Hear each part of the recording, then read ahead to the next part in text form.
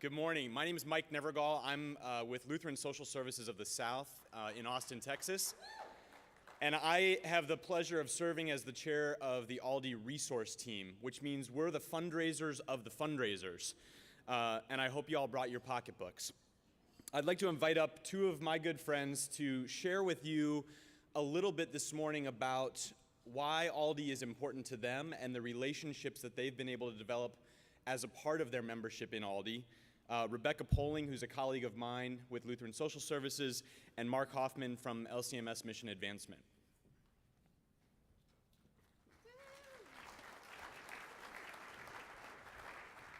Good morning. Good morning. I have had so much fun getting to know Rebekah, and Mike asked us to step up a little bit and just talk to you about the relationships that we get to develop through ALDE, this wonderful organization. And I've been a member of ALDE more than 15 years now, and the last 3 years for me have just been really fun. So I want to start by just asking Rebekah, would you please just share with the group how you and I ended up in a mentoring partnership, because it really didn't happen the way most people might expect, and then also just a little bit about the value that you get out of ALDE. Now, what, in your third year, okay? I'm so old. Yep. Hello, everyone. Thank you. I had just gotten hired by David Call. Did he make it? Oh, orange right there. Dave Call at LSS of the South. And he stole me from one of our other programs. And I knew that I loved the mission and I love people, but I had no idea what the heck I was doing. So Dave said, hey, you're going to get some training, and it's at a conference in Minneapolis, so it's called ALDE. So go there and learn as much as you can. And so I went, and I made it a point to meet all the old people I possibly could, because they are the fount of knowledge. I love all of you guys. You are wonderful. And when I say old, I mean like 35 plus, so there you go. So I'm so sorry. That was not meant to be offensive. We'll talk about this at our next mentoring meeting. I love all of you, so you're so wise. So anyways, I had no idea what I was doing, and I went to a session and that Mark was teaching, and it was incredible. So not only did I get just a very eloquent presentation on what development really is, what its core foundation is, but Mark got up there and he shared with us his passion and his love for the Lord Jesus Christ, and how that passion, how his spirituality and how his commitment to his faith really informs everything that he does in his work, from his interactions with his donors to his passion for his mission, and that was awesome for me. So I knew two things after that. I knew, number one, that I was in the right job, I was in the right profession, and number two, I was not leaving that room until Mark Hofman decided to be my mentor, no matter what it took. So, and Mark graciously accepted when I accosted him after the meeting. So thank you, Mark. And she was aggressive, and it was a real honor. It was a real honor, and I said yes for a lot of reasons. One is, there are a lot of people in this room, you don't know it, but you formed the way I view the profession, the vocation that we're all engaged in, and to have someone ask to have that wisdom transferred was just something that I couldn't say no to. And I think, Rebekah, about the blessing that you've been to me, because I have to say that when I see you and I see others, some younger than me, some about the same age,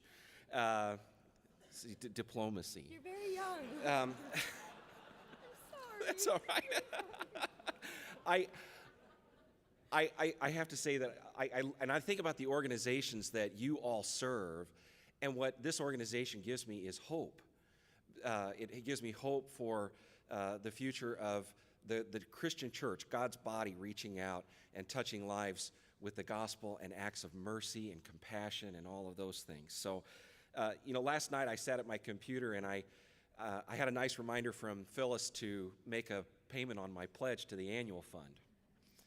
And one of the things that I find myself doing when I make those gifts is I don't think about what I get out of ALDE. It forces me to think about what that gift will do for people like Rebekah and others who haven't even known this organization yet. So if you had to pick just one blessing, Rebekah, that you've received through ALDE at this point, what would it be? Mark, the first thing that comes to my mind is that I'm not alone, and I'm a deployed staff person with LSS. So I work about 200 miles from the home office, and it can be really isolating, and sometimes it feels really lonely in the work that we do, especially when you're getting those no's.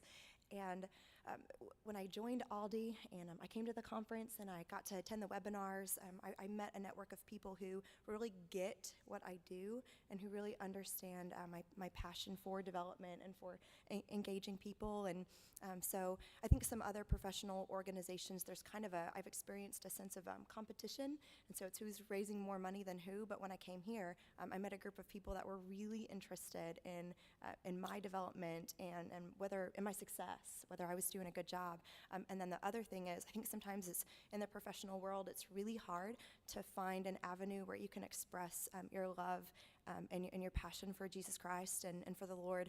And so being able to come into a development setting where not only am I learning really good tools, but I'm not alone in my pursuit of holiness and of sanctification within my career. Those are the two biggest things that I take away. You know, a minute